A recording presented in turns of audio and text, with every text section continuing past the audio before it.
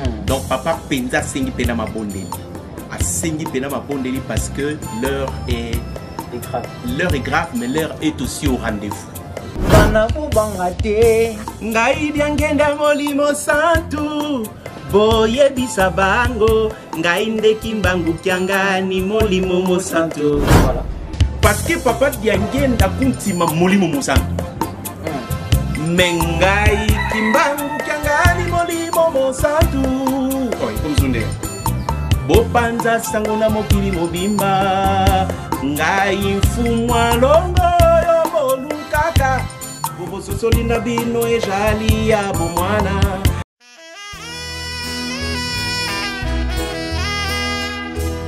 Batela elemo na yo,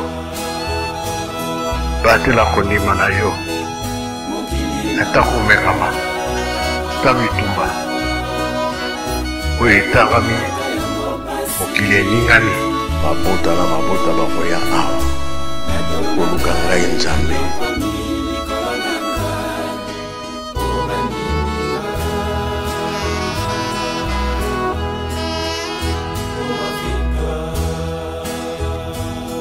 « 12 octobre 1951, 12 octobre 2022, 71e anniversaire de disparition physique de Papa Simon Kimbangu et la naissance de sa divinité Papa Simon Kimbangu Tianganis. Très chers fidèles abonnés, bonjour, soyez les bienvenus sur votre chaîne Africa Kimbangu Télévision, votre chaîne d'évangélisation de la culture africaine. Merci Nandenge, beaucoup ça l'a toujours révélé pour la cause là. Bosolo ya Tata Kimbangu na bosolo nde tokokenda kape ko sala ba recherche pour na ko sosolisa bana ya Tata Molimo Santu à travers le monde entier. Merci na yo mona mboka kinitu na sima ya caméra oyo azali vraiment la réalisation assurée. Merci beaucoup. Lelo batata ba maman toko beta lisusu masolo oyo ngai na bien to mesana lelo to liko beta sizika ka oya roi divin botala ki be mission ndenge ezali ko leka malembe. Merci na ba commentaire, merci na ba appel na bino. Merci na bay ou vous allez partager émission à travers le monde entier. Kasi lelo bandeko nenga kezeli lo mesano ya Africa Kimbangu Télévision tozongeli Papa John Mambo.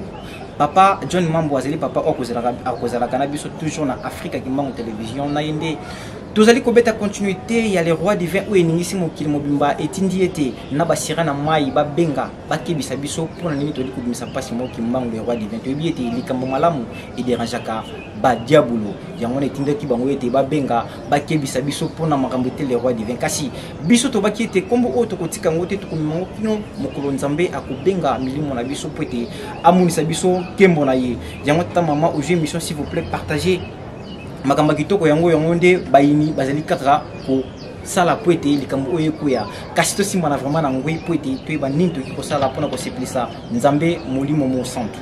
Papa John mbote na yo Mbote. boni santé Tanzania. vous avez oui en tout cas nazamwa bien Papa John comme ça de ça là ça tobaki banda ibanda kasa mais mandeli kokoma métro découragé te poser les combattants Nzambe to no kino suka bapeli côté qui a métro mais tobaki tozala wana pour continuer na mosala ngana kasi Papa John tout que tosonga lelo mo design ya sika design ya sika mona mbuka Jérémy kini tout donc où ils avaient bisoté Ouais, zo atazui. ouais je raté très bien Papa John 70 ans papa to moni et le Oyo, toujours vers le 12 octobre 2022, c'est un anniversaire. Parce que 70 ans, il est qui la émission il est qui chaque 70 ans, nous avons ça avec comme tout le monde qui 70 ans papa, il est le Oyo de diriger vers le 71e anniversaire. Éviter commentaire mais puis vous appeler rapidement pour que tout le temps Merci beaucoup par Splendeur. Donc merci nandenge bo associer ngai lisusu lelo la ngana zoka mukena likambo utoloba na mite so bande ko balandi ba ko permettre ngai c'est-à-dire parce que yo lobité que ezapena batu mususu pe ba benga ki opena ndinga malamu parce que ba wana pe il faut il faut pe toloba yango ba mususu nde basiliki ba monique koka ko zandengo na te tout ça ko boni parce que ezalaka ndenge wana ndenge na fois passé parce que ça Tata Molimo Santu voilà na likolo tangu Lucifer Lucifer. Il y a un Kanzake, il y a sa deuxième personnalité. Voilà. Mais quand on va y que on coloye super azali, il y a comme une troisième personnalité. Ayamba qui a pas si ma cassico n'a pas si, mais en tout cas supporter quand même le fait qu'on a la troisième personnalité. Mais tant que mon sous azali, mon limo mon santo azali, Lucifer a boyaki. Voilà. Et donc papa Diangenda abandai koloba chaque fois que likambo tata mo mo santu yango ezalaka toujours nako tungisama kolo solobi tant mo limo mo santu akoya bino bokoyeba mais bata mokili bakoyeba ete c'est tout à fait normal parce que ba angelo onions tout ba boire na kata mokili batikala ka koyeba yete et ba la oyo yo ka bandai ba la paki yo likolo biso na se ezaki yende ba boakelaki. Et donc, mutu mwindu ko sala basala ki mutu mwindu. Et qui a une relation particulière. Na tata moli au centre. Donc ça ne tombe pas les lots que soko patu ba tombo na yoga ki audio wana mwana mwasi wana tombo kaki makasa lobi makila etanga lisusu na ebite soko likamni ya mabe o biso to lobi mais donc la sens wa na loba. Pona o Italie 70 ans. Oui, c'est un programme parce que sur 30 plus 70 et ça les 100 ans. Tata Simo Kimbangu abandaki Moussa en 1921. En 1951 a changé Nzoto. A commis Tata Simo Kimbangu. Mais a Tchekiangani pour confusion izalate. Voilà. Ozomona a changé, ça fait 30 ans. Parce que de 1921, ça fait 30 ans à Boloko. Na 30 ans, ça fait Boloko le 12 octobre 1951. Azotika Nzoto na Lubumbashi. Le 12 octobre 1951, Azo Botamanankamba, Yemrokaka, parce que Zaki prophétie, au Yasalaki, alors ben papa Diangenda était na basi na binomi satu na moni bana bazemi. Oyo akobota mwana mobali abotinde ngai. C'est des écarts lilobaka boité, mais ils penza tout un mystère. Et donc Tata Simo Kimbangu a changé nous autres tout côté ce qu'on a période de donc 21 51, quand ça bien tant solo la fois passée, que la phase de l'indépendance matérielle, avec l'avènement de l'indépendance spirituelle, naîtra un roi divin. Donc phase au 1951, et sa phase oyo, mwana kasinzambe. Donc nabi mwana, pardon. Donc mwana, mais mwana oyo mokonzi menzambe agobotama. Donc c'était en 1951. Voilà. En 1951, en 2021, ça les 70 ans. Donc de 30 plus 100, 30 plus 70, et ça les 100 ans. Makambusiko, il faut échanger. Pourquoi? Parce que ça fait un siècle. Or 70 ans, quand vous lisez dans le livre à Jérémie chapitre 29, versets 10 à 14. Il est écrit, vous comprenez, parce que prophétie on est à tatan Zambende a pesaka na Jérémie. Que tant que 70 ans et kokoka, na kokanisa ba promesse nyon surtout o na salaka po na bino.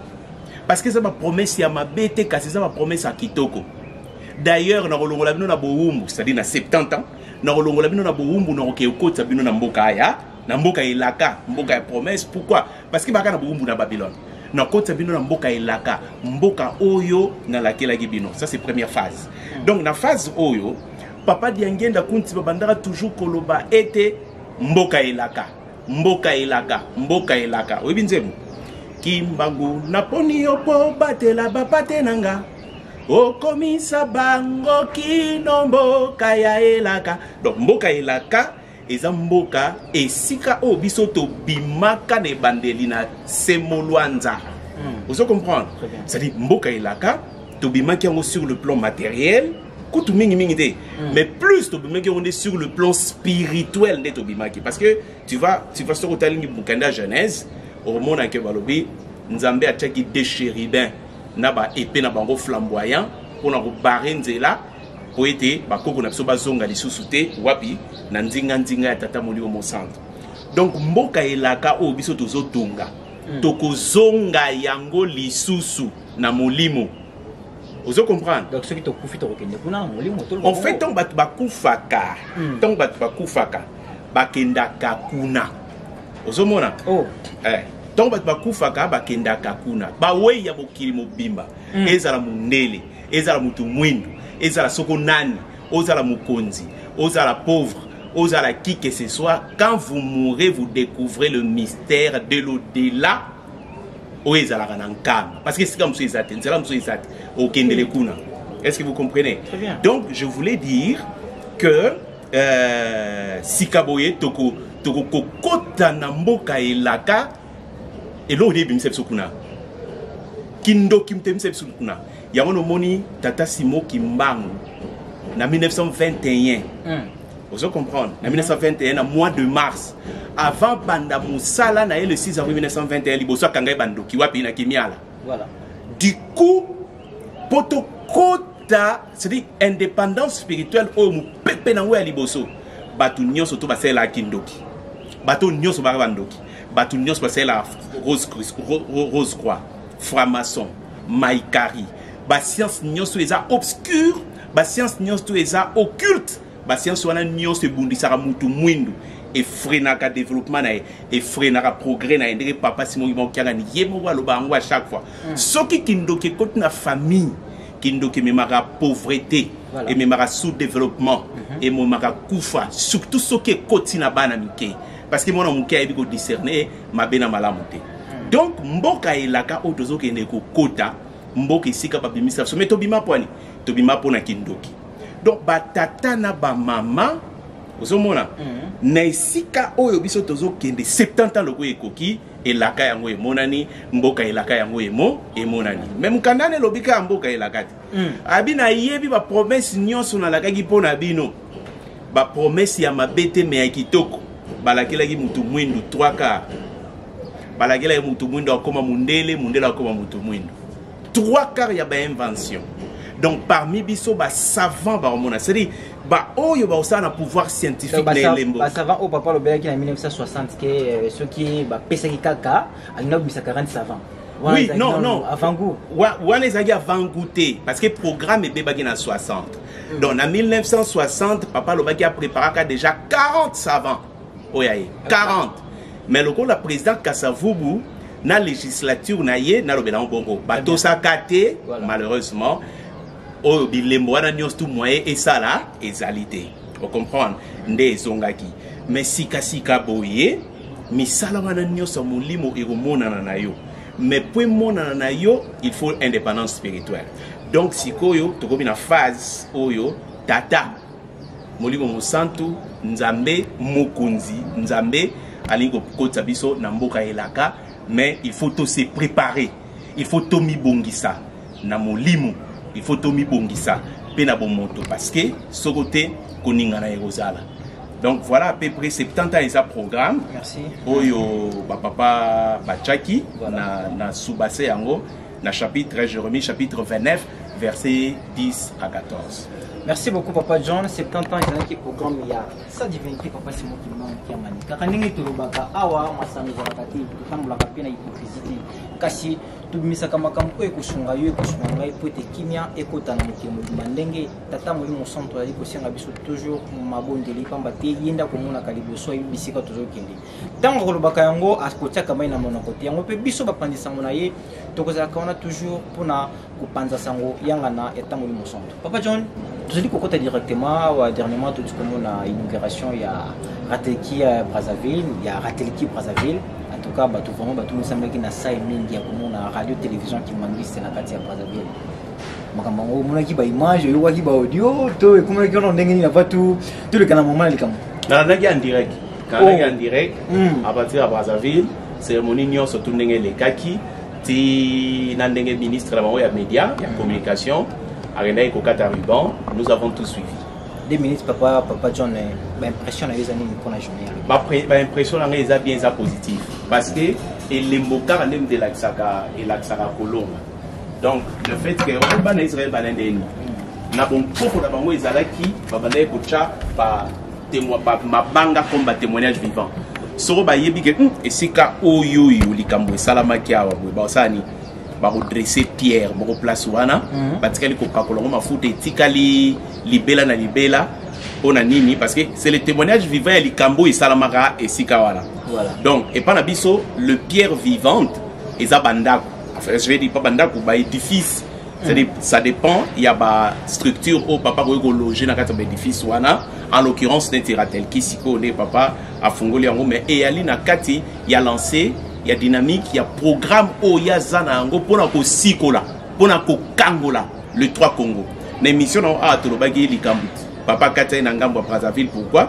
Pour akene ko sili sa makasi ya Satan. Et tolobagi on avait mission ba numéro je pense que bandeko ba ils ont bonne mémoire. Donc on a lancé ya musala o ya kendaki akendai ko sala parce que au fait na beta li solo ya Kunzulu la fois passée ndenge Kunzulu ndenge yaka ndenge depuis kala Congo Brazzaville ezala na kolo baloko d'être comme bastion du humanisme. Il y a un moutou et piloté qui parce que en fait les deux indépendances entre les deux Congos et Zomaki bango en fait en réalité bazwaki yango avant Lingomba na biso indépendance tango ezwaka en fait disons reconnaissance à Lingomba na biso je pense que entre les années 1925 c'est déjà depuis longtemps bango déjà si bazwaki yango et puis le vent avec la conférence où Charles de Gaulle a organisé la conférence de 1944 si ma mémoire est bonne où Charles de Gaulle a préparé à Brazzaville, la conférence de Brazzaville, où il y a Bengisaki, en tout cas tous les leaders d'opinion, tous les indépendantistes, il y a colonie française dans l'ensemble. Mais qu'est-ce qu'il avait dit Charles de Gaulle en 1958? Et Bandai Kuna Moupépewana. Pourquoi? Parce que comme la France était membre, il y a déjà Nations Unies, et que les Nations Unies avaient déjà lancé la décolonisation des pays africains.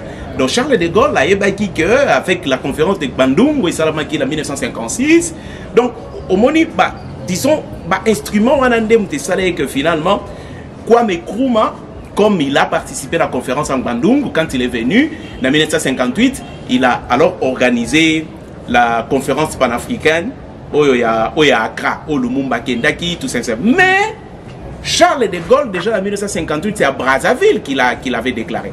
Alors, pour l'indépendance, il y a l'indépendance, et puis ça met déjà la moutonnière Sazwa. Donc, là-bas, il y avait déjà des instruments de droit international, où ils allaient qui en possession, il y avait élite au Bazalaï Kuna. Et donc, comme, si vous voulez, le droit était garanti, le droit international, le droit sur le plan national était déjà garanti.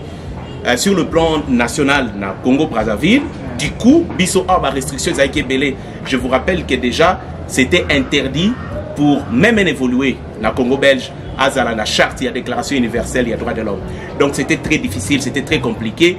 Du coup, Papa Diangena se sentait à l'aise quand il était na Congo-Brazzaville. C'est là qu'il allait réfléchir avec Papa Watula Mathieu, avec Papa Mathieu de Munich, avec Papa Tende Félicien, avec Papa...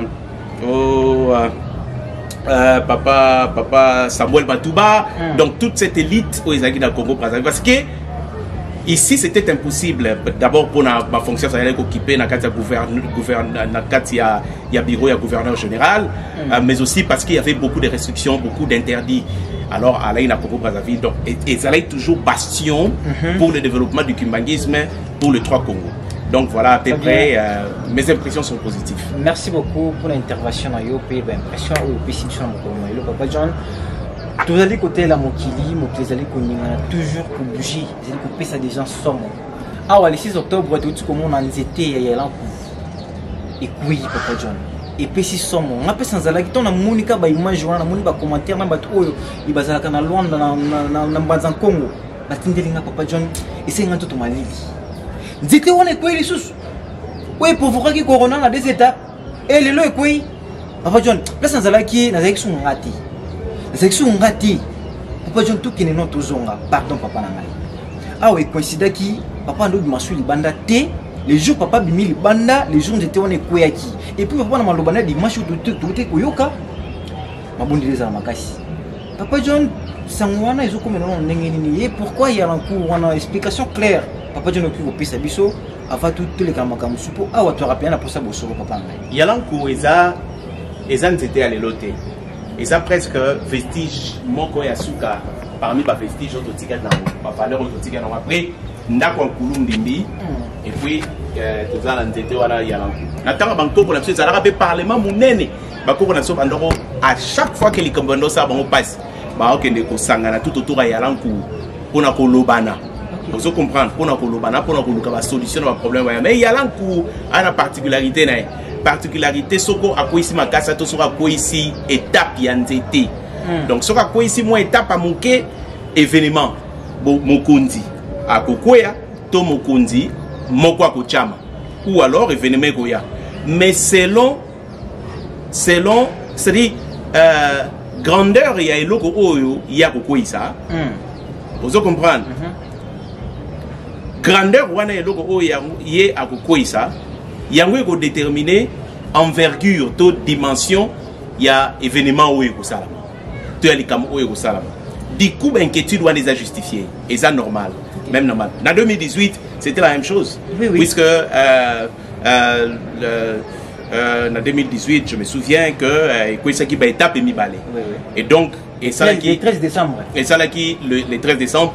Et ça là qui objet, il y a inquiétude makasi. Et pas il y a Bankumu, il y a Batono Sobaza alerté. Jusqu'à ce que la cérémonie Moro et Salamaki a monné kuna pour na kosenga. Mais mingi kati na Bankumu basenga ki na tata Simo Kimbangu. Il faut dire les choses vraies. Oui, parce que après kosenga na bango, il y a une délégation et mataki na nkamba pour na komona tata Simo Kimbangu kiangani pour na kolelela ye été sowe zali likambo ekuzala ya pasi. Alors à ce moment-là, il y a ça sabiso. Mais ben instruction pesa magiboy. Il faut parce que parce que NTT donc NTT soit Bokondi et Kokoya soit Mopepe et Koya soit Bokondi moko kokita po moko mata et cham. Or tout étape pepe ya munene et salnini et Koyi. Voilà. Aux hommes on étape ya munene et Koyi. N'habitez bandeko balandi na numéro yo salisi biso to sali awa biso kakate na bandeko mususu tout ça mais biso mingi te se focaliser na actualité to bandeko salon depuis kala. Donc na kokende na papa na Brazzaville pendant aujourd'hui c'est presque déjà 5 mois. Oui oui. Makambo nini ezaroleka. Donc n'habitez soki bandeko bazo mona te que c'est un peu justifié moi makambo mususu biso to zoloba. On dirait zo corroborer. Vous comprenez? Oui, puisque papa aza na dynamique yake dala. Peut-être pas capter so bien te. Tolobela awa likambo Congo dia tout. Tolobela awa likambo Congo dia tete. Tolobela awa likambo Congo dia nzole. Biso ndenge tozabo démarche à papa zala ngo Congo dia ta dia tat. Oh ya ko kende na mbanza Congo pona ko silisa likambo wana. OK. Vous comprenez? Très bien. Pour aussi c'est likambo. Parce que likambo wana ezo zelama na mama kimpa vita parce qu'il faut salama. Oyebi nzembo. Ya Mono kimpa vita kiese kiena ya me kiese kingi kina ya umono kimpa vita kimbangu kiangani zangu dinkumbwa me yaza ya kanavo mwamunza ya imindele bavo vesa bandombe maluvunu bana nakaza mukili oyo esika wapi mindele bayigolo bana batu mwindu mama lukuta oyo makambo tozo mekambo ko sosolisaka o mzeza na kati ya Biblia ba tsangi ba kosa ba bomba ba balusa ba bebisa ezapina na ndengo openda ba chela yango pe ba chela yango te eloko esanga bien nini eloko esanga bien émission sur na compléter mambolo ba il faut trouver le moko bo toto bana regard sur l'histoire du kimbangisme toto bien mamanza Kongo ndenge ndeko na yaka si bitima na mon message papa il va marteler sur plus sérieux yango tu veux makambo ya Jacob que Jacob ndeza kile kiza undi mukolo papa mukona lobeli yango donc esanga deba bien mo boyi pamba te bosoro nde yango yo yimo mukolo bosoro skoyo azawana et puis on marteler plus sur yango to que tozonga isa ka bosoro nde mema biso bon mais sikoyo tozo boya kozala prétentieux parce que il y a le rôle à aller na dimension mususu mais on a observé que tant mususu mon atolobi il y a lobby donc peut-être pour authentifier ou peut-être pour corriger aussi hein. Très bien. Parce que tout ça complété. Faut dire ça vrai. Pour nous corriger aussi. Mais bateau, nous sommes pas landa qui, bazo landa papa, bazo mon attend lobby likambo noé, papa lobby likambo noé, tant lobby likambo ndeka ute na mbanza Congo, papa lobby likambo ndeka ute na mbanza Congo, tant lobby likambo ezauna Jacob bana mapasa, papa ute lobby la yango. C'était le 6 octobre, non? Avant mon pépé, mbule et quoi ça y était, ayala nkou, auto lobby la haut. Donc papa Betili Solo ya bana mapasa de tolobaki Esaou na Jacob, il a insisté que Esaou mutu mwindu Jacob Mundele. Donc le débat là-bas est clos parce que c'est lui le magistère. Ngabo ngana sepela soki okoka kozwa message yango ochela ngo bande ko balandi musu ba puisque ba musu balanda kayo ba pe bakimbangiste te mais ba ko ara pene so ko ochela ka bango et kozala pe moi bien mais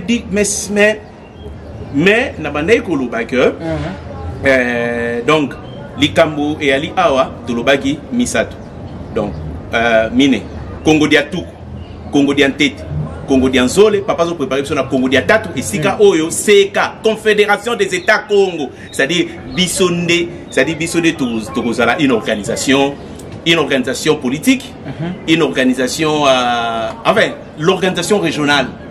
Vous comprenez, la Confédération, je ne dis pas ça. Je m'excuse, Natikana côté. Donc, mais vous avez trois Congo et vous avez l'autre Moko. Papa a préparé sur les Sikawana. Pourquoi? Pour la survie de l'humanité.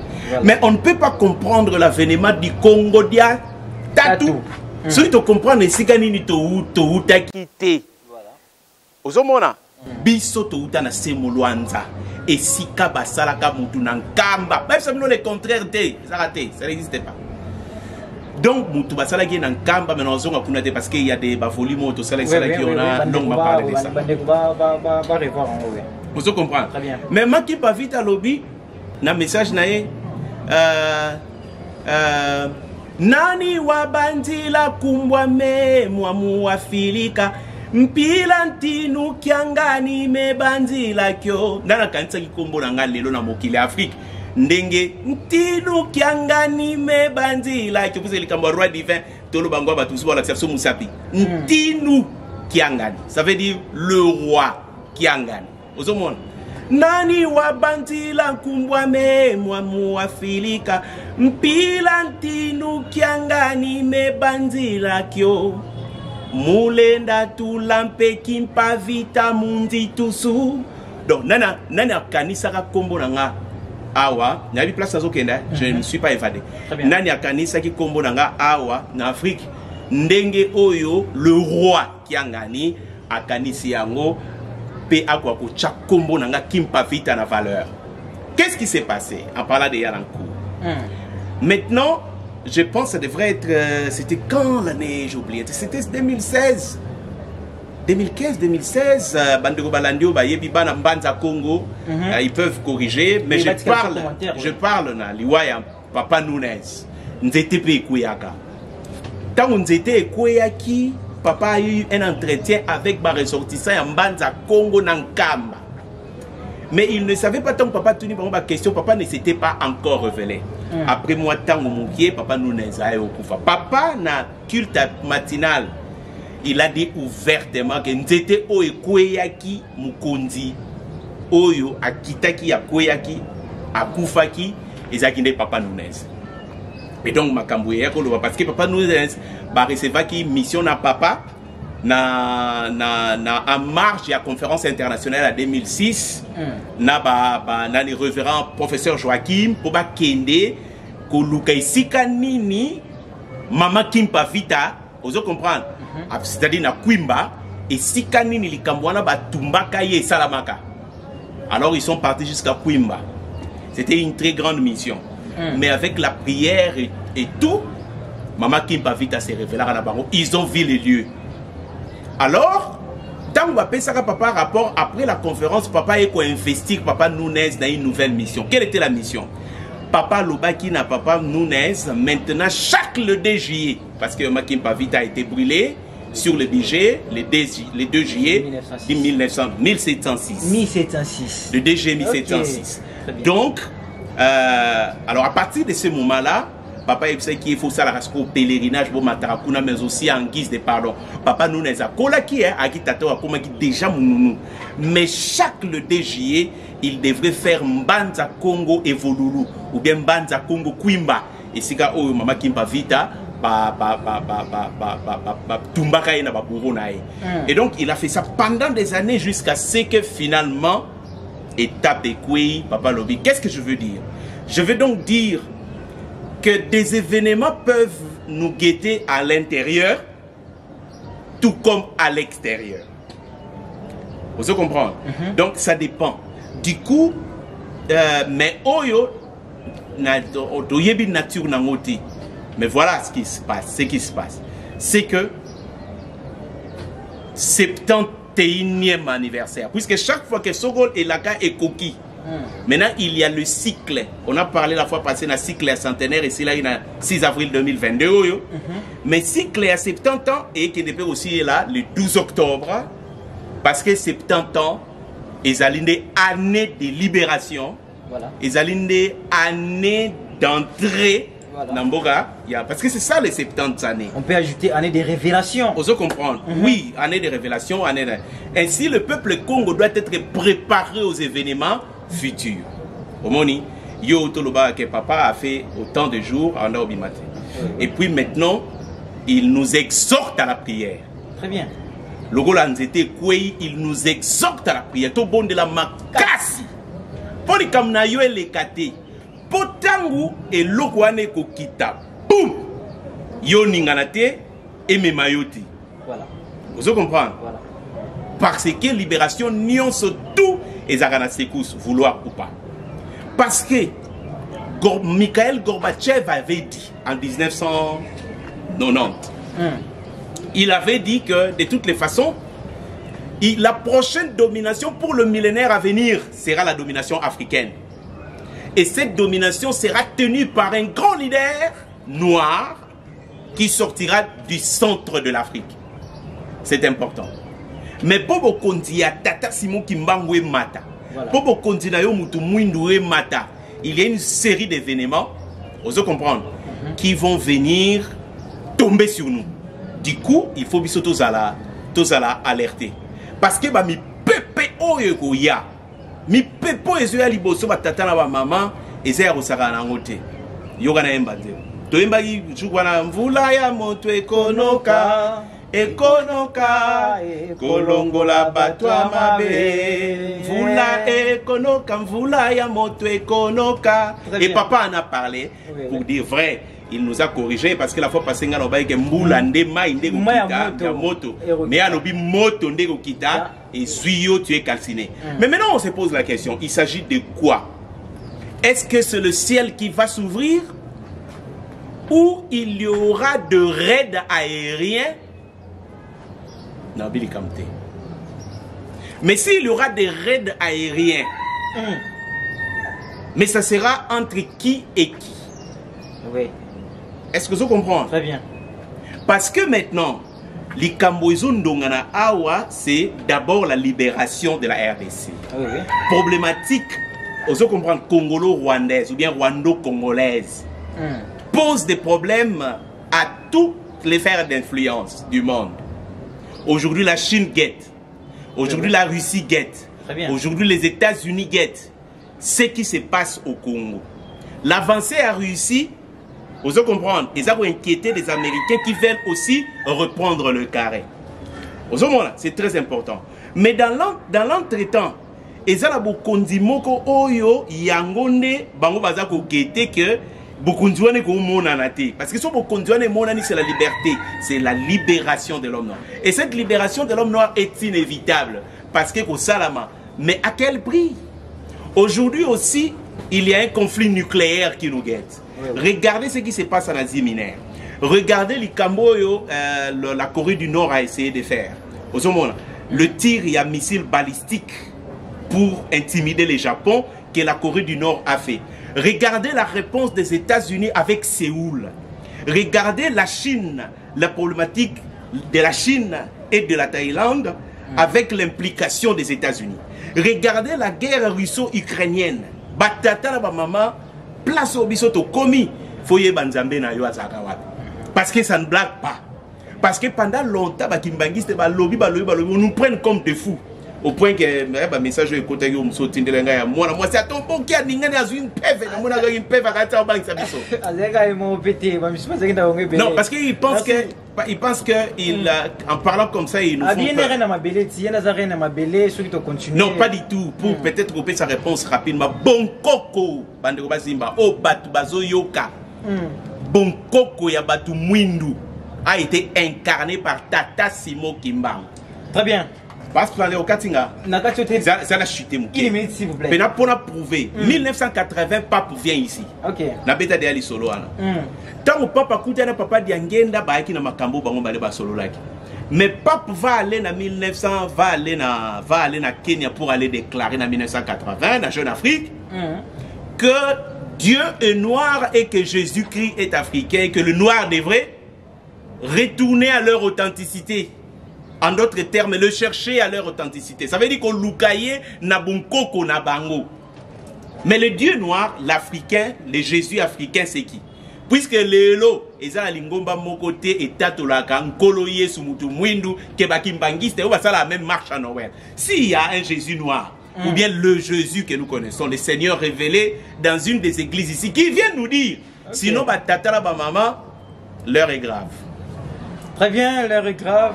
L'heure est grave. C'est le temps de vérité, c'est le temps de la libération de la race noire. Peuple africain, voilà les rois divins à travers le monde entier. Vraiment, nous sommes tout. Toujours les rois divins. Déjà, tout confirma qui était. Sa divinité, Papa Simon Kimbangu qui a les rois divins. Papa John, les rois divins, ils allaient kaka ko kende seko kende. Batu baza ko ndingana, batu mabe surtout dans le belelo. Baza ko ndingana pour montrer aux oreilles spirituelles. Na be mission nyoso zali kolekana. Mais déjà bongwani. Mais ba oyo bakanga bango matoyi pa ya diabolo, moyeba bongwana ezate. Papa John ngata na samela kimangisi te hein. Mission na mo de be mission oyo ndenge lekana. Na bati batu na bana nzira solo. Là nous avons pour la big samoli monanga. Kasi l'autorité qu'on martelé plus sur le roi divin. Papa John ils allaient tanaï 70 ans. Et les qui les lots dato qui na 71e anniversaire. Le 12 octobre Kalamingité. Papa John tu oublies qu'il comme roi. Kasi ton martelé qui pena plus de sur divin. Baro bazaye belet. Roi, je suis le roi des rois. Moi né le roi, ngai né roi. Skoyo na roi on pas John. Division Jesus. Par roi peut baser belé ou bengaki yo bamso ba détail comment est-ce que non et belé a kinga et belé penza ba benga kinga. Ce qu'on a compris à roi divin. Papa Splendeur. Merci quand missile Kambongo. Ngani le roi divin. Papa Bombanga boy. Papa Songanga papa John m'appelle tel me bête me belé comme le roi divin. Mais témoin déjà vérité ça révélé tout dans bangoté. Papa John tu ka roi en plus divin à souka. Parce que quand on est sur divin pourquoi divin? Pourquoi divin? Non, mais divin parce que, ah oui, hein, et ça question à bien. Parce que, ça dit, Nzambende, au continent bien. Avant que qu'on ait un point.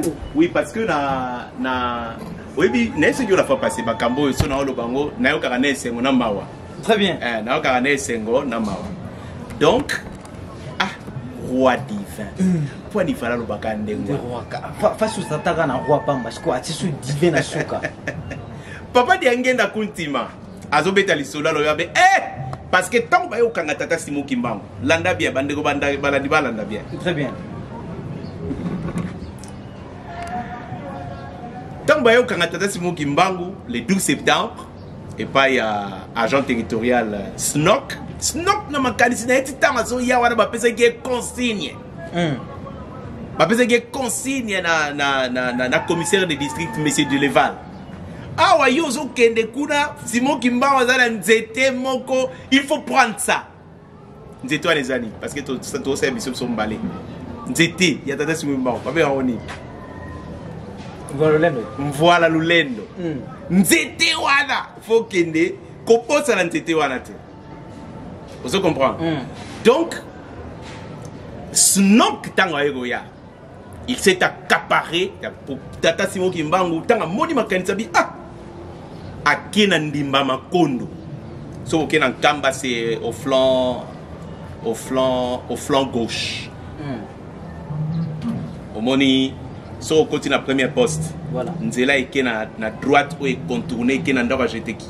Voilà. Côté à Zamba Mitine. So kiti katisi au côté na zamba net zo ki na mitino ndima makondo za place wana c'est aussi encadré. kuna nda banda ko kende ko sabela tuni nkolo so bi mena moni bango bazo yana makanisi ya ko ya ko zwa nzete mvoila lulendo ozo comprendre mvoila lulendo oyo la canne sacrée ya tata Simon Kimbangu ezaki na pouvoir kolo so bi pesai alobi na lobi pona libota na lobi pona libote ko suka ndenge ni na bi pesai ozo comprendre Snok azui yango bafungoli mal bache yango na kati bache bilamba bakangi balongoli tata Simon Kimbangu esika wana na nzundu wo pona nzundu kuna ne place fumu mvuti azalaki place bureau na ezalaki donc il fallait passer par là le la air ekendaki musika et puis voir comment ba acheminer au fait balongwaki wana le lendemain pas le 12 balongwa le lendemain le 13 maintenant na butu entre les 12 et les 13 massive o babengaka c'est-à-dire miracle à somme ba soldat bazo tala na misu ya kolala te ba moni tata Simon Kimbangu atelemi ba chaîne kwei ya makolo ba chaîne kwei ya maboko avec na collier moko ba tchaki awe et kwei ba soldat bazo tala boye voilà il s'est dressé dans les vides yangoyo ezo ya dans les pamba la liboko na e. Parce que même temps agina mbanza sanda agina voilà papa yo lobi yo za roi divin wakala voilà eh ouais devait au pesi bango foza na mbololendo bantu beti sakana gibe fajoni yambula dia katata yambula te batu bazo sakana c'est dire likambo yo dimension ngo to mona ngo très bien ils appellent l'homme natangaki document ya professeur Kabe Ntamba Wandala la fois passée c'est dire les enjeux qui nous guettent sont énormes. Yo communication na bombe. Communication na bombe, peut-être tu t'improvises au bio aux alliés.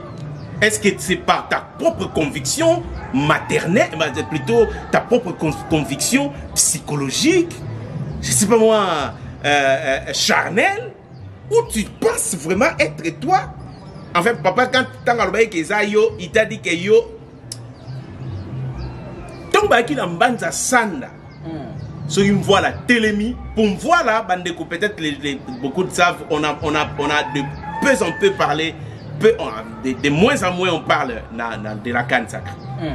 En fait, nous étions à Bokondi Nzambe, c'est-à-dire le sceptre de la souveraineté royale, le sceptre de la royauté céleste. Yangwana Ndenkan, wana sacré de la souveraineté royale. Et bakatango depuis 1921 kasi a na hôtel asuna jumudanki la na commune asitangwana na filma ki bandeko ba mona de ba image nzete e bota lisusu ya sika kombo nzete wana place mvoile utaka mvindo voilà nzete ngo ngwana mvindo mungi na eba moi muki. Merci beaucoup papa John en tout cas oui vraiment bandeko ba Afrique mon télévision bazali kolanda biso partout dans le monde donc nastilisa démarche onazaki nango voilà il y a raisonnement na ngai voilà et maman Mikala dit voilà ezaki soki yango ezotambola dans les vides liboso tata Simon on a sima on a sima so qu'on voit la télémi sur place dans les vides bo voit la télémi bango ba kovanda place wana atambule beti atamalili makasi atamoyi makasi so qui me voit la télémi place wana ba okendete so qui me voit la bouger gauche bango gauche ceux qui me voient la bouger droite bango droite landa bien. Très bien. Mais maintenant, ces jours-là, le 12 septembre, la nuit, voilà un oui, na libongo na ba soda ba trembler dans le banga. Mundele Snok. Alala, le gars mona muke. Papa azui mvoila. Azui papa qui soloke le lokelo. Asimbisi mvoila, lobi zwa mvoila kende ozongi sana mama na yo. C'est comme ça que beaucoup d'historiens n'ont pas compris comment est-ce que papa Kisoloke Lukela a été arrêté ensemble avec son père. Mais le 15 septembre 1921, quand on arrête Papa Finangan, Papa Nzoum et Maman Mouilou, il y a aussi Papa Kisoloke. En fait, Papa Kisoloke est rentré mystérieusement, miraculeusement. Père a zouillé, a visé le Rolandeki. À partir de Nzundu, ti Nankamba. Aïe, voilà, aïe, opé sa maman. Maman Vandara, voilà. Tant que kanga maman le 15 septembre, et pas ya nani adjudant Anès, voilà qui. Parce que voilà, vivant. Il y a un moment, imaginez le sceptre sacré, le sceptre royal, donc, voilà les bouger, et qui, na lukengo et pas papa tout vous mana. na che pose place wana mais papa diangenda dit parce que na bana place wana lobi bag tangu wana ezalaki soko papa Thomas Tuvuma na koti oyo azane loko mabena ndako abimisa oyo azane loko mabena ndako abimisa c'est-à-dire que soka yé na kati ndako na ya moni ke voile ezati c'est-à-dire le quoi voile ki ya kimi c'est que batuma be ba nini bazoya parce que ba perquisition belé autorité coloniale en ndeko ça disons la force publique abandé ko ça lango très souvent alors soki ba yé ba commis ba ko fouiller ba ndako nyonso surtout alors papa Thomas Tuvuma na faisait ça le foyer kolubake o azane loko mabena kasa ndako abimisa soka moni na ndako na voile ezate donc c'est qu'il y a eu une perquisition en vue. Du coup, yo ozane loko mabete parce que ton voyeur au sala ba fouiller wana so ba kuti ona eloko mabe réseau mobimba ba okangela o yango wana mais papa diangende dia lo bien tangu mususu okomona ba soda ba yeba toni baluki kasi voilà baza komona ite tango mususu azana musika te akei kaka atelemi epembeni ya étape ya nzete ezali étape ya nzete yepe nzete et bien pour komona ye komi pasiki mbangisto ye oh mais na suka papa retourna voilà ezali eloko nini très bien tinwe zulu kukangala muzulwa yayo iyandi kaka uyalanga mumbandu zazo yoga voilà lulendo ibendele ditelama bendele obino bozelaka obino bobaka bendele eza nini on peut se répondre bien te yo obanga obanga bolim sara watata pas planer obanga voilà bendele obino bolobaka eza nini tinwe zulu kukangala muzulwa yayo iyandi kaka uyalanga mumbandu zazo yeka mta orenier na génération voilà lulendo ibendele ditelama c'est là pas non toke bendele ditelama mukumbu ai sumvuluzi nini ngona na mono pesa réponse na kodul na bandeli bendele ditelama mukumbu ai sumvuluzi nini wana pas jonte yoga siko yoga na bige mtu journaliste te na osala mpona yote na osala mpona bandeko balani obalingayo siko yoka place on noke yangwana lutale bandele to idia utusundila wanan bendele wana tange beta nana telema salut doit bien si vous n'avez pas émission pardon parce que c'est pardon tant hymne wana beta c'est que tant on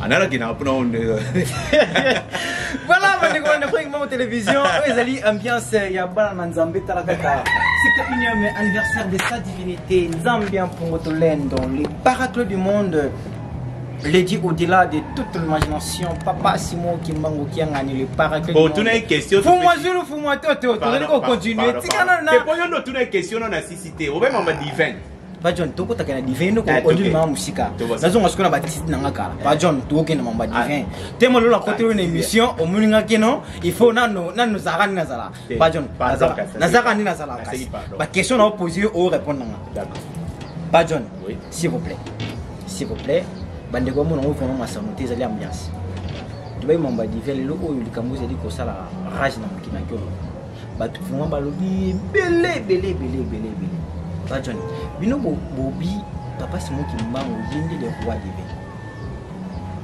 adeur na yimu soyate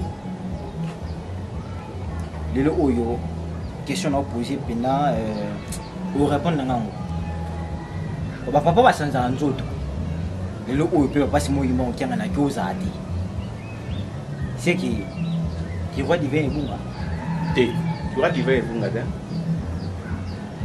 parce que même dans bon moto, il y a un adage en politique qui dit, dans la politique monarchique, le roi ne meurt pas.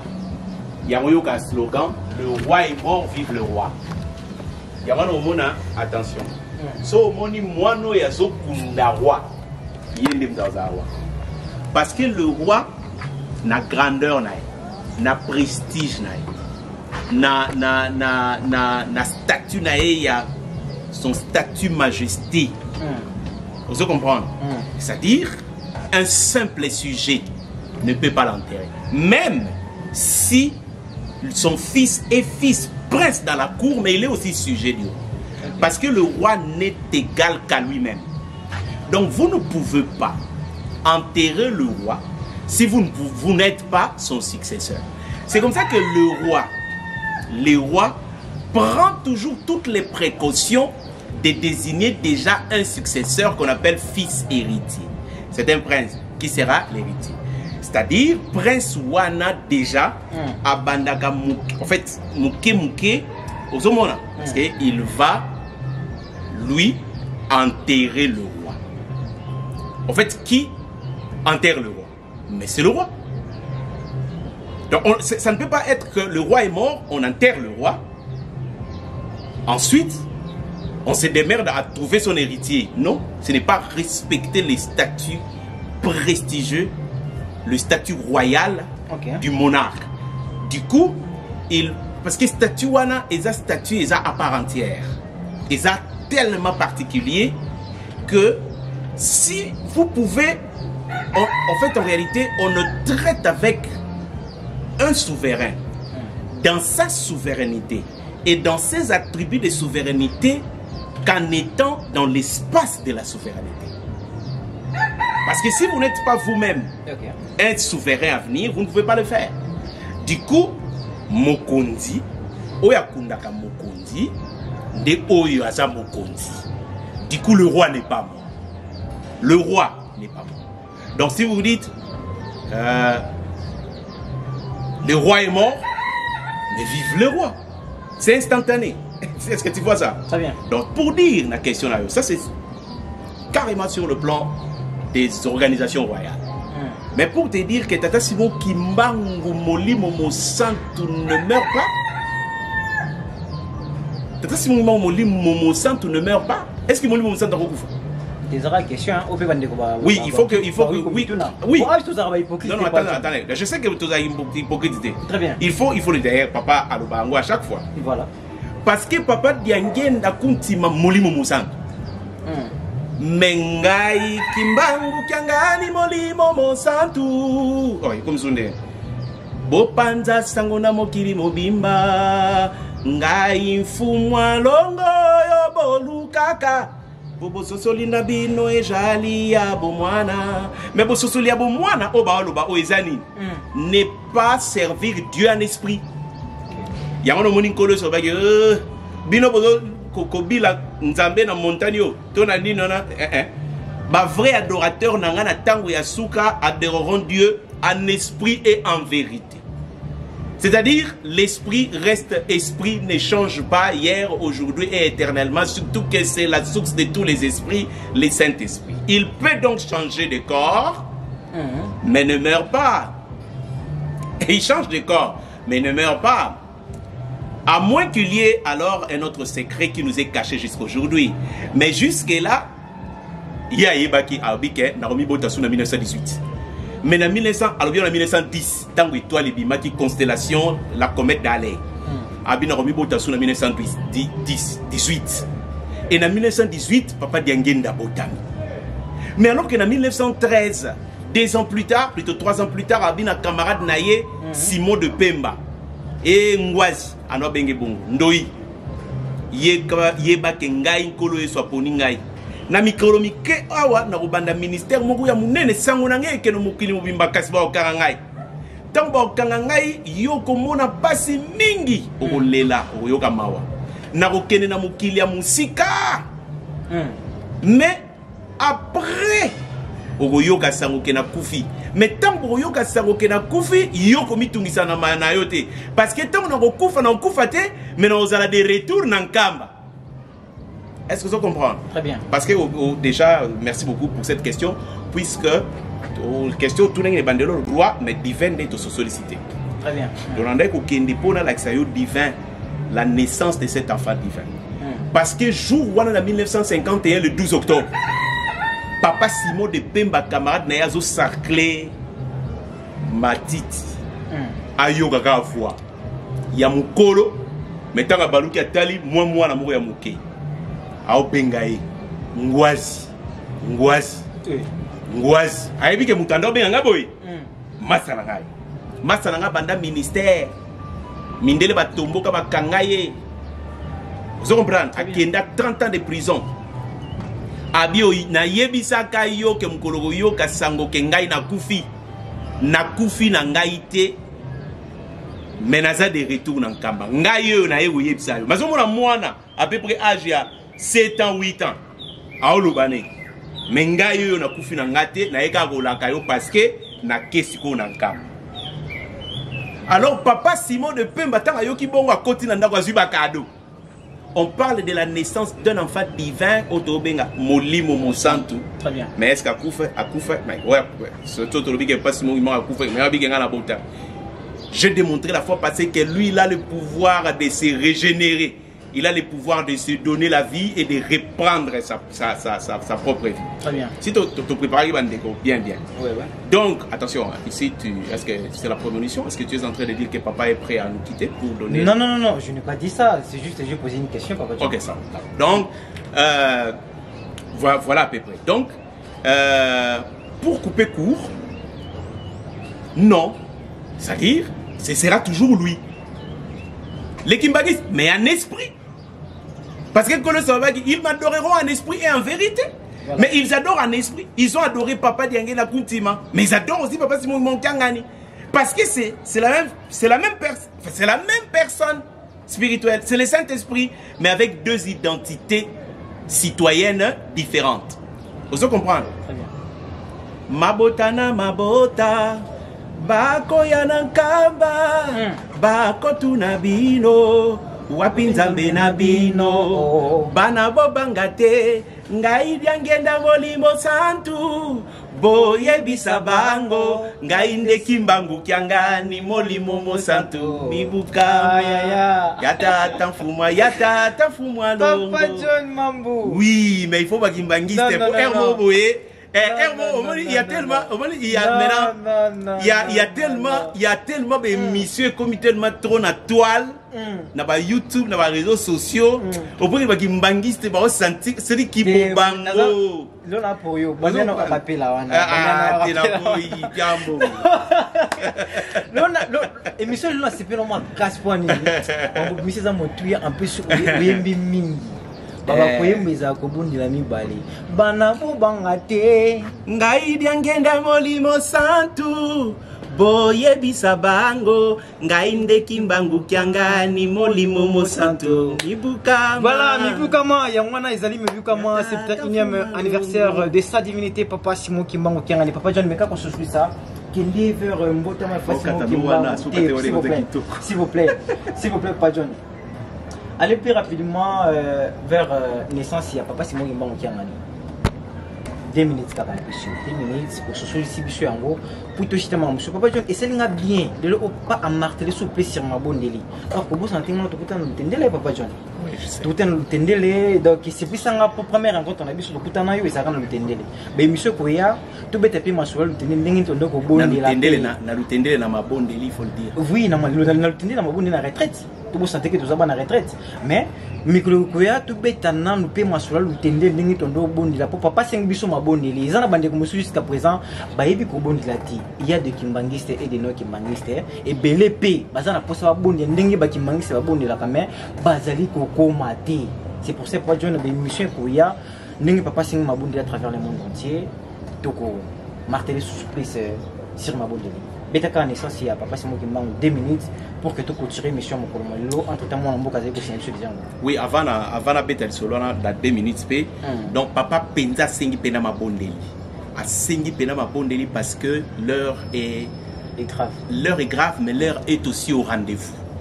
Vous comprenez? Et Salamaka tant en Égypte, en Israël, en Égypte.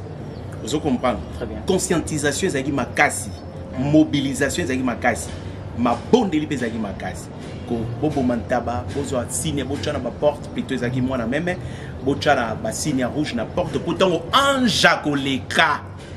Vous comprenez? À confondre bino na baiketi. Donc c'est une façon de dire, hein, je l'ai dit de façon de façon très politique. Voilà. Donc ma bondeli tout ça ma bondeli mingi na bandaku tozali to bondela. Donc nalobai que papa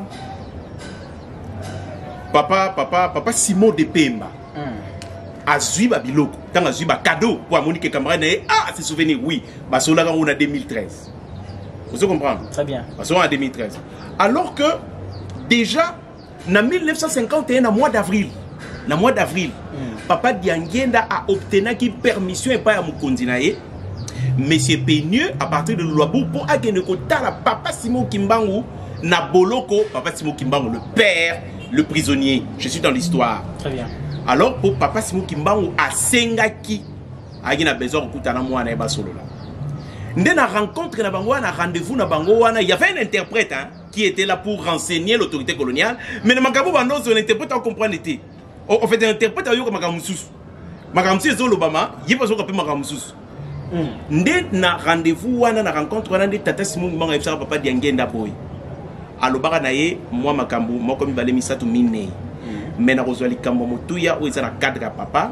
C'est qu'à FCA qui est que na moni bana na basi na bino Misatu, bango Misatu bana basé. Mais oyo akobota moi na mobali, abotinde ngai moko na zongi. Alors, Sangowana, l'Isoloane, il y a les 3 familles. Il y a aussi d'autres détails, mais on compte à Koulate. Il y a 3 familles. Du coup, papa Kisolo Kele, papa Kisolo Kele a boté Moana. Enfin, j'ai dit maman Tsalolo Pauline, a eu boté maman Marianne, et donc maman Marianne a zabon à moitié. Très bien. Y était. Et puis le 4 août, maman Vete Bibi a eu boté moi la moitié, ma Christine. Du coup, à moi on balite. Donc, Moudaye Kobota Kaka, moi la mobali, et ça maman Marthe qui va en Sicile, des papas Simon qui m'ont gagné. Donc, tu vois, lui-même le père, la source, comment il règle ça. Alors qu'en 1913, c'est le barana Simon de Pemba, 1913, avant même papa Nkuluta Botam, avant même papa Dialungana Botam, avant même papa Diangenda Kuntiba Botam. Donc, avant 1914, naissance à papa Kisolokele, avant 1916, naissance à papa Dialungana, avant 1918, naissance à papa Diangenda. Alobi Kengai Tango Yoka na Kei Musika na Kufe la Kuna. Mais ce que yoki na kufi kombitungi sate parce que na kufa te na ozala kufa te mais je serai de retour en Kamba. C'est en 1951, ce jour-là, le 12 octobre, Moutamunta Yoki Mwana Zolobanae, Ngwasi. Du coup, a rappelé Makambo Ebsaki, que na Ebisaki Yonin, que Mukologo Yoka Kufa Nangai, na Kufite, mais je suis de retour dans Kamba, Landa Ngai Sikoyo, parce que na Kenan Kamba. Alors à Kotimbangu, Nakati ya nini ya Nakata Ndaku, Azuba Kado Oyazaki, na Opa Genego Bonze la Mwana.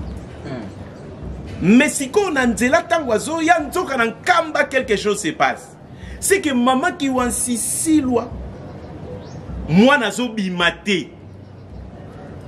Ozomona, moi nazo bimate. C'est dans la case maternité, moi nazo bimate. Mais ndeni moi nazo yate. Alors ba moni vieux moro mbangé. Aye akome alobia oh mais nazoluka wapi ndaku ya mwana na ngai. Papa Salomon. Ah, Ezakuna. A Keimba, Moutaka, Kei, tout ça. Mais Moutoyo. Mais c'est qui? On va éviter ma vanne. Le conseil c'est bon aussi. Conseil c'est osé bon aussi. Du coup, tant à Lukia. Ah, mais wapi place oyo, moi c'est ça na zemi azoba bidon Ezakuna. A Keya ke kota na kati ya case maternité. Tant à ke kota kuna na kati ndaku ya mama Mwilu. Tant à koti kuna na kati pan.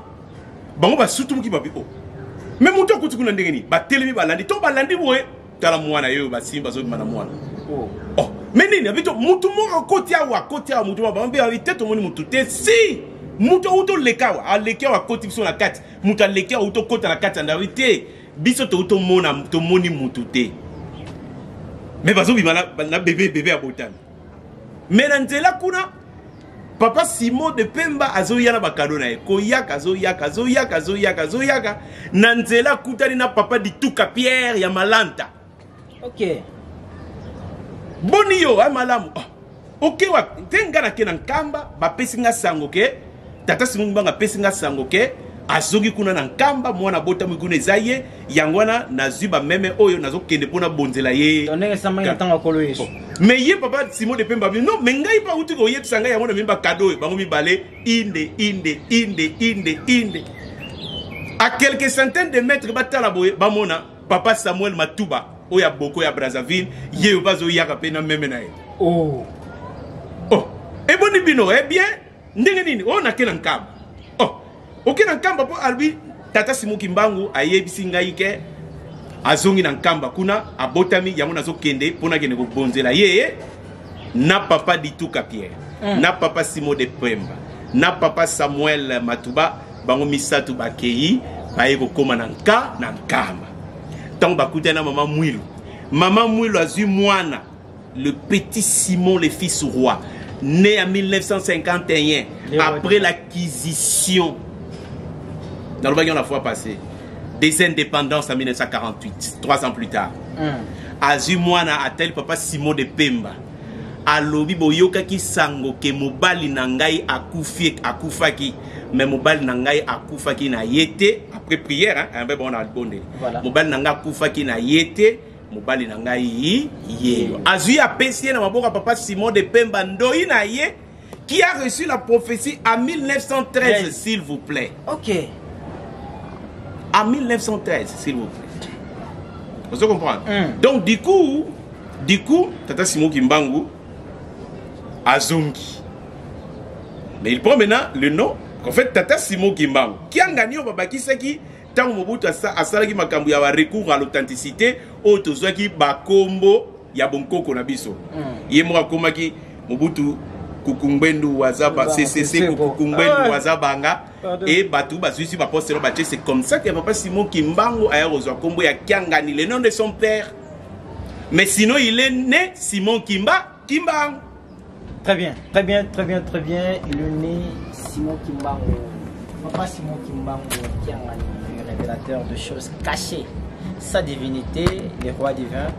Merci beaucoup. Nandenge vraiment vous allez kébélé. Papa John. Tout si ça. Tout si ça, Sobès. Il va sauter. Tout si ça, Michel. Il n'en a que bien dit. Très bien. Très bien. Le basu kezate bande ko bana mon télévision et c'est un mouvement mingi. Kasi otoliko sala eza pona bisoté. Eza pona le kuma pasi mo kimbango kiangani. Merci la bino ndenge vous allez commenter ma bé. Merci la bino ndenge pe vous allez commenter ma lame. Kasi tokoloba tokolemba te to continuer toujours na bémission oyo. To sianga toujours na batomité mamawa. Botala bana bino baleki na bino ba difficultés ali mingi vraiment. Kasi vous me soutenir chaîne Oyo, vous me soutenir émission Oyo, pour un qui n'est pas mal de bosso. Yo quand tu vas soutenir yo té. Je ne sais pas bon. Parce que nous vérité pardon parce que na carte des annonces. Bah soutenir ngate pour ani. O comme ça émission là. Non parce que ozoloba makambo ozoloba oyo. Bat bako soutenir yo té. So bando loba makambo oyo eza tina té. Bat benga ba soutenir yo parce que c'est ça les Congo. Très bien. Donc comme nous n'avons pas cité. Voilà. Merci beaucoup. Et on n'a pas cité déjà réponse et Pesami. Aux amotés mamawa, si on a bien un fragment en télévision, bah difficultés à l'été trop. Tout peut simplement avoir beaucoup d'émissions qui déposent. Au sommet ma pango ba kosa yo trop, ba kosa yo vraiment trop. Aïe aïe aïe, na seki. Ba lio ba mbongo ba chef coutumier, ba lio ba mbongo partout. Dans le pango yo, déjà ba clôtura, déjà ba tonga. Et c'est que l'élévation des murs pour yo sombango au matango de aux anneaux pena calme. Et ça n'a encore na commune de Monga Fola. Na quartier Mitendi. Oui bongo très bien. C'était moi qui toko. Souvent ça qui na makoki. Nenga qui na sombango pour installer chaîne ya Africa qui monte télévision. Tellement makoki zalité. Na tilongo wana pour na binonde, Ina no somba lupango te au somba de lupango ni asoba kisa. Lupango ya wana numéro de l'affiche s'il vous plaît. Benga tout bete masolo ya kitoko. Voilà. Bonne fête na bino nyonso bokolanda Africa qui mango télévision bozali tellement ebele moi autant ba komona bino ezalité. Merci na bino kaka ndenge boko partager ka émission bo solo ya tata Kimbangu nalo bakoneni mwana mboka na sima ya caméra Jérémy Kineto yimta siraki biso na caméra réalisation ya Africa Kimbangu télévision tu amaki bongo papa John Mambo na ine to beta ki masolo vraiment le roi du vin début jusqu'à la fin bomoni yango sujet oyo ko continue toujours ba argument ko pesa ma toujours pour na ko sous ça bana passe mo ki mbango qui à travers le monde entier. La présentation c'est toujours votre humble serviteur splendeur dialungana autrement dit mwana ya bankoko to teneka kambala sima soki nzamba bitisi voulez mototé.